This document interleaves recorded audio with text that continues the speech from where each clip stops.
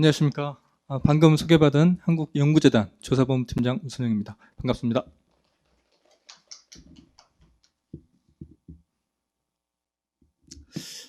근본 그 혁신법이 제정되면서 우리 연구윤리와 그 제재 분야도 상당 부분 수정된 부분이 있습니다. 그래서 일단 오늘은 그 연구관리 현장에서 꼭 확인해야 될 사항들 위주로 간략하게 소개 말씀드리도록 하겠습니다. 일단은 그 과기부 혁신법 그 설명 그 관련 자료에서 주로 이제 많이 발췌한 내용이기 때문에 아마도 관련 뭐 유튜브라든가 그리고 여러 가지 경로를 통해 가지고 접하신 분들이 많이 있을 것으로 사료됩니다. 조금 지루하더라도 복습한다고 생각하시고 가볍게 경청해 주시면 감사하겠습니다.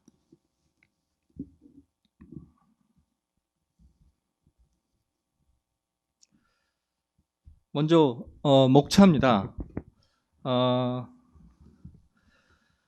먼저 그 혁신법의 연구 부정행위 관련 규정 변경 말씀 드릴 거고요. 이어서 제재처분 관련 규정 변경 사항 말씀드린 것으로 순서를 이어가도록 하겠습니다. 먼저 연구윤리 관련한 혁신법 설명입니다.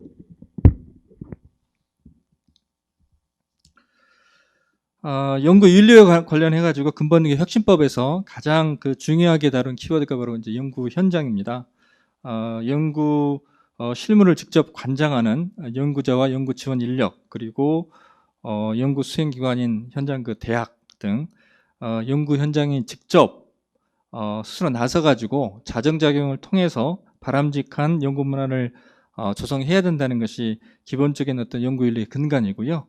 이런 어떤 기본 원칙 아래서 혁신법의 연구윤리 관련 규정을 근본에 제정했다고 보시면 되겠습니다. 먼저 혁신법의 연구 부정의 주요 변경 사항입니다.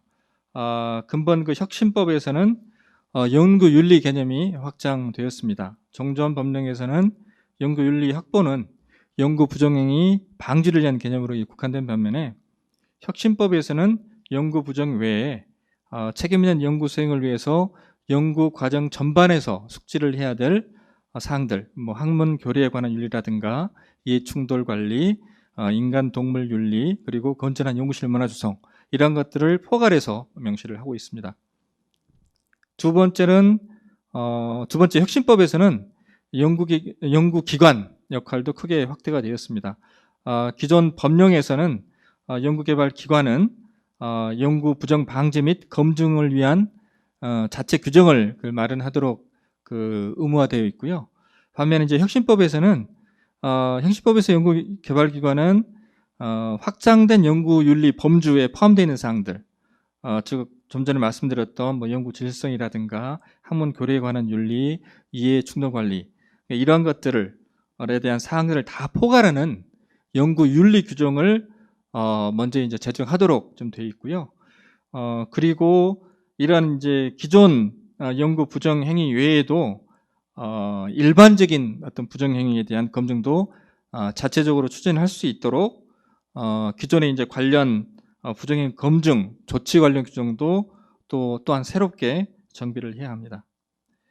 물론 이제 부정행위 사안별로는 연구개발 기관이 자체적으로 검증할 수 없는 경우도 있을 수 있습니다. 예를 들면 연구개발비 용도의 사용권 같은 경우는 이해 충돌의 여지가 있기 때문에 혁신법 시행령 제57조에 따라서 중앙행정기관이나 전문기관이 직접 조사할 수 있도록 규정화되어 있고요. 근데 이제 이와 같이 시행령이라든가 시행령에 부처나 전문기관이 직권 조사할 수 있도록 명문화되어 있는 것 이외에는 거의 모든 어떤 부정 행위에 대해서 1차적인 조사 검증 주체는 연구기관입니다.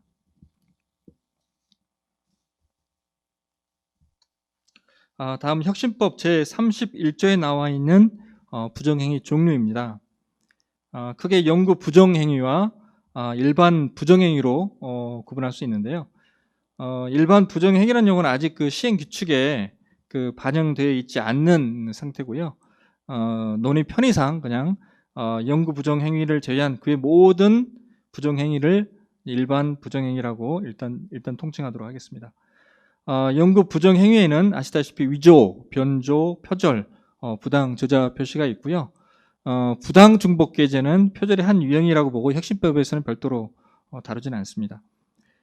일반 부정 행위에는 표에 나와 있는 대로 연구개발비의 사용 용도와 사용 기준을 모두 위반한 경우, 그리고 연구개발 성과의 소유나 제3자 소유 관련 규정을 위반한 경우, 또한 그 보안 대책을 위반하거나 보안 과제로 분류된 연구개발 과제의 보안 사항 누설 및 유출행위, 그리고 마지막으로 거짓이나 그 밖에 부정한 방법으로 연구개발 과제를 신청하거나 수행한 행위가 그 혁신법에 나와 있는 일반 부정행위입니다. 이제 이외에도 이제 그 시행령에 나와 있는 일반 부정행위가 있는데요. 국가 연구개발 활동의 건전성을 저해하는 행위로 시행령에 포함된 일반 부정행위가 있습니다. 먼저 부정행위 검증 조사의 공정성과 객관성을 해치는 일련의 그 조사 방해 행위가 있고요. 이 조사 방해 행위로 시행령에 구체적으로 명시된 예로는 제보자에 대한 신분상 불이익 조치라든가 위협, 협박 등이 있고요. 그리고 이제 연구개발비 사용 건전성을 해치는 행위가 또 있습니다. 여기에는 증명자료 위조 변조나 사용 내역의 거짓 보고 등이 시행령에 명시가 되어 있습니다. 더불어 생명윤리 위반이라든가 연구실 안전환경 조성 위반도 일반 부정행위로 시행령에 분류가 되어 있는 것들입니다. 다음 그 연구 부정행위에 대한 Q&A 간단히 살펴보도록 하겠습니다. 첫 번째는 혁신법상의 연구 윤리와 관련한 연구기관의 의무사항 질의건입니다.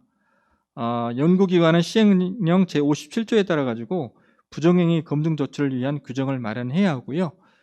시행령 제58조에 명시된 대로 확장된 연구윤리 범죄에 관한 자체 규정도 제정해야 됩니다. 그리고 이러한 어떤 자체 규정을 기반으로 기관 자체적으로 연구윤리를 준수할 수 있도록 관리를 해야 됩니다.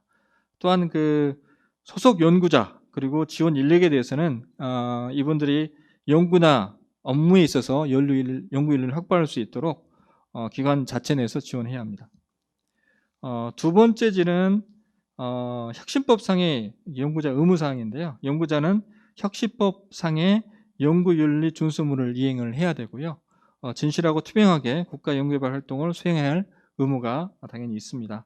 그리고 또한 그 소속기관의 자체 윤리 규정도 준수해야 합니다. 다음은 그 제재처분 관련한 혁신법 설명입니다. 근본 그 혁신법상의 제재처분 관련 규정이 가장 그 중요한 특징이라고 한다면 제재처분의 형평성 제고 그리고 그 공정성 일관성 확보를 위해서 범부처 재검토 기구인 연구자 권익보호위원회를 신설을 했습니다. 그래서 이러한 어떤 관련 제재처분 절차를 재정비한 것이라고 볼 수 있는데요. 이를 통해서 제재처분의 어떤 구제 절차가 조금 더 연구자 친화적으로 마련됐다고 볼 수 있겠습니다. 그럼 그 혁신법상의 제재처분 주요 변경사항을 절차 중심으로 살펴보도록 하겠습니다. 먼저 기존 과학기술법 및 학술진흥법 등으로 나뉘어졌던 제재처분 근거 법령이 혁신법 제정으로 단일화되었습니다. 그리고 기존 과학기술 기본법상의 제재 규정 및 공동관리 규정 그리고 부처별 이제 개별 운영 규정은 원칙상으로 폐기가 됐고요. 혁신법 및 동시행령이 이번에 이제 만들어짐으로써 국가 R&D 제재제도 근거 법령이 전면 개편되었다고 볼 수 있겠습니다. 다만 혁신법 부칙 제5조에 따라서 혁신법 시행 이전인 2021년 1월 1일 이전의 행위에 대한 어떤 제재 처분에 대해서는 종전 과학기술기본법 및 관계법령에 따르도록 되어 있습니다. 두 번째 혁신법상의 용어 변경 사항입니다. 기존 제재조치 평가단이 제재처분 평가단으로 명칭이 변경이 되었고요. 기존 이제 사전 처분에 대한 이의 신청이 재검토 요청으로 용어가 변경되었습니다. 이 부분에 대해서는 다음 장에서 재차 부연 설명드리도록 하겠습니다. 세 번째 혁신법 신설 사항입니다. 혁신법 제33조에 따라 가지고 범부처 사전 처분 재검토 기구로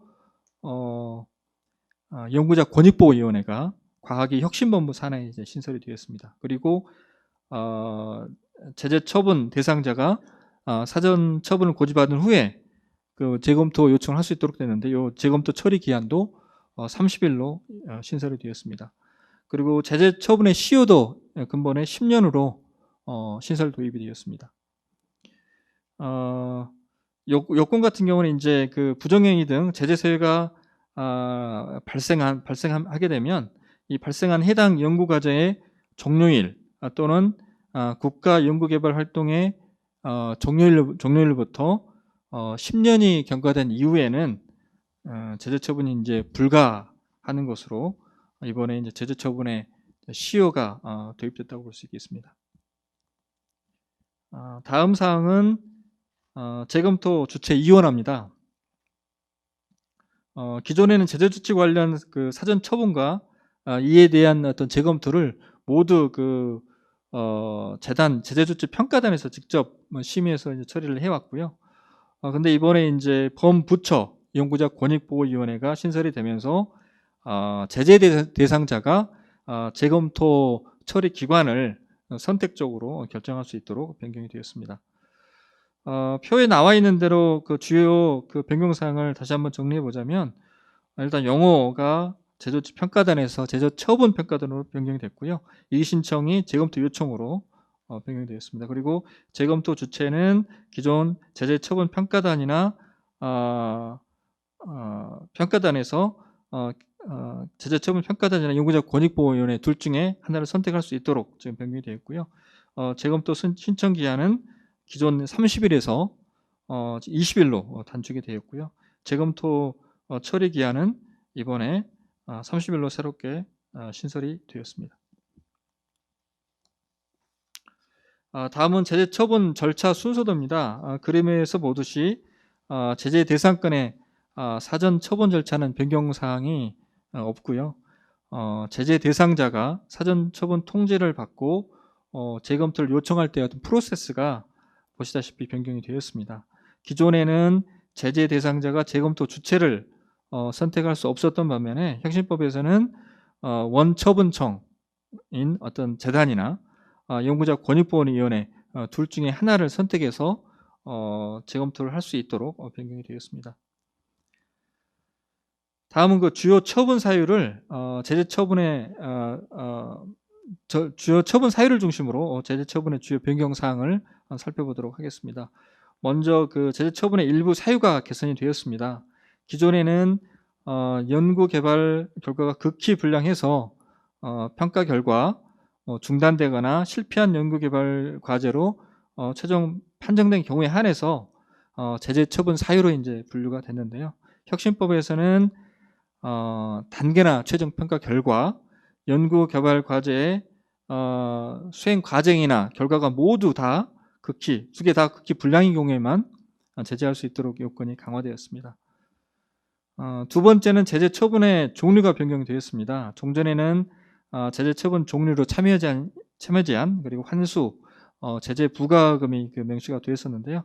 혁신법에서는 여기서 이제 환수가 빠졌습니다. 그래서 이제 기존 법령에서 이제 환수 처분 같은 경우에는 이제 모든 제재 처분 사유에 적용되어서 사업비를 환수할 수 있도록 되어 있었던 반면에 지금 제정된 혁신법에서는 연구 개발비를 사용 용도와 기준 모두 다 위반한 경우에 한해서만 환수 조치할 수 있도록 변경되었습니다.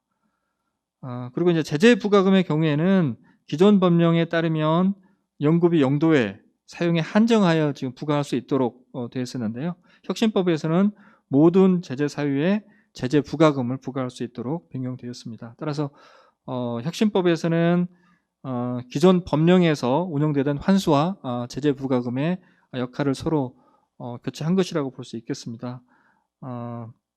말 그대로 이제 환수와 제재 부과금의 어떤 사전적 의미에 맞게 이번 혁신법에 반영한 것이라고 보면 되겠습니다.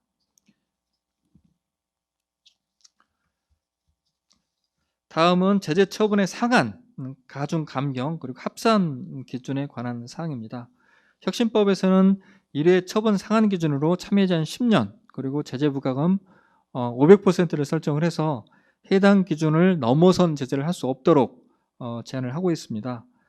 합산 기준은 처분 상한 범위 내에서 둘 이상의 과제에서 제재 사유가 발생한 경우에는 각 처분의 양정을 합산이 가능하도록 지금 되어 있고요. 가중 기준은 학생 인건비를 공동 관리하거나 5년 이내 동일 제재 사유로 다시 적발되는 경우, 그리고 한 개 과제에서 둘 이상의 제재 사유에 해당하는 위반 행위가 발생한 경우, 이러한 경우 등에 있어서는 2분의 1 범위 내에서 가중할 수 있도록 되어 있습니다. 그 외에 이제 위반행위의 정도라든가 동기와 결과 등에 따라서 가중할 수 있습니다. 감경 기준은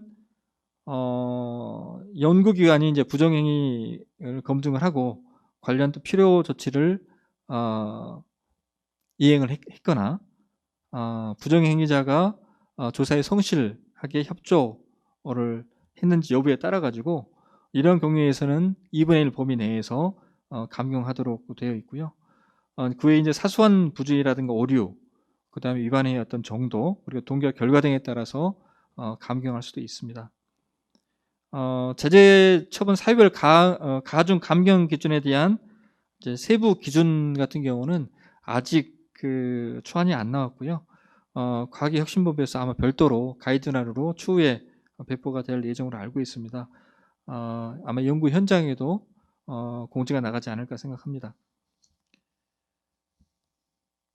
다음은 그 제재 처분의 선택과 병과 기타 그 사후관리 사항입니다. 첫째, 그 사안의 경중에 따라서 제재 처분, 즉 참여 제한과 제재 부과금 중 어느 하나만을 처분하거나 둘 다 병가 처분할 수도 있도록 되어 있습니다. 다만 혁신법상에는 처분 면제는 불가한 것으로 되어 있습니다. 두 번째, 참여 제한 처분에 있어서 기산일 제도를 폐지를 했습니다. 따라서 그 부처별로 참여 제한의 독립 처분이 가능합니다. 즉 기존에는 참여 제한을 처분할 때 선행 처분이 있는 경우에는 후행 처분은 선행 처분이 종료한 다음 날부터 이제 기산하는 것으로 해서 처분 기산안을 합산하는 형태로 적용을 해왔었습니다. 그런데 현행법에서는 각 부처 별도로 타 부처 참여 제한 상관없이 독립적으로 처분이 가능한 것으로 현재 안내를 하고 있습니다. 세 번째는 제재 처분 내용의 대외 공개 사항입니다. 국가 R&D 부정행위에 대한 어떤 경각심을 제고하고 책임성을 확보하기 위해서 참여 제한 5년 이상이거나 제재 부과금이 300% 이상인 제재 처분의 경우에 대해서는 NTIS라든가 아이리스의 해당 처분 내용을 대외 공개하도록 하고 있습니다. 네 번째는 참여 제한 범위를 국가 연구개발 활동으로 확대했습니다. 혁신법에 따르면 참여 제한을 받은 경우 국가 연구개발 활동 일체에 참여를 제한을 해서 과제 수행은 당연히 안 되고요. 국가 R&D 사업 기획이라든가 평가위원 활동에도 참여가 불가하도록 근본에 참여 제한 부분을 강화를 했습니다. 다음은 이제 제재 처분 사유별 그 제재 처분 기준을 요약 정리한 표입니다. 기존 그 참여 제한이라든가 제재 부과금 양정 대비 달라진 사항들이 많기 때문에 이 표를 꼭 참고를 해주시기 바랍니다. 넘어가겠습니다. 다음은 그 제재 처분 관련 Q&A 몇 개 살펴보도록 하겠습니다. 첫 번째 거는 혁신법에 따른 제재 처분 적용 기준 그 시점 관련한 질문인데요. 혁신법 부칙 5조에 따라서 혁신법 시행일 이후부터 발생하는 부정행위에 대해서만 일단 혁신법이 적용이 되고요. 법 시행일 이전에 발생한 행위는 기존 법령이 적용이 됩니다. 단 그 사전 처분 재검토 요청이라든가 이런 어떤 연구자 권익보호위원회 관련된 사항은 혁신법 시행일 이후에 사전 통지하는 처분부터 적용이 되는 것으로 현재 해설집에서는 안내를 하고 있습니다. 두 번째, 복수의 과제에서 동일한 제재 사유가 발생했을 때 처분 합산 여부에 대해서는 동일한 사유지만 각 과제에서 개별 행위가 발생한 것으로 보고 처분 내용을 합산해야 됩니다. 다음 세 번째 질의건입니다. 성실 실패에 관한 규정은 그 혁신법에 별도로 지금 명시를 하고 있지는 않습니다. 그런데 연구과제 수행 과정과 결과 모두 불량인 경우에 대해서만 현재 그 제재 사유에 해당하는 것으로 혁신법에 나와 있기 때문에 성실 실패와 동일한 효과가 발생한다고 볼 수 있겠습니다. 네 번째 질의건입니다. 타 과제에서 참여 제한 처분을 받은 경우 현재 수행 중인 과제의 후속 조치와 관련해서는 혁신법 제34조에 따라서 참여 제한 처분을 받은 자의 모든 국가 연구 개발 활동을 제한하고 있는 것으로 규정이 명시가 되어 있습니다. 그래서 현재 수행 중인 과제도 당연히 참여가 불가한 것으로 당연히 판단이 되고요. 이 경우 혁신법 제15조 특별평가를 통해서 해당 과제의 연구 책임자 변경 또는 과제 중단 등을 결정하도록 되어 있습니다. 지금은 그 사전 질의에도 몇 개 지금 연구윤리라든가 그 제재 처분에 관련된 질문건이 등록된 걸로 알고 있습니다. 요건에 대한 답변은 추후 토론회 시간 때 별도로 답변 드리도록 하겠습니다. 이상 발표를 마치도록 하겠습니다. 감사합니다.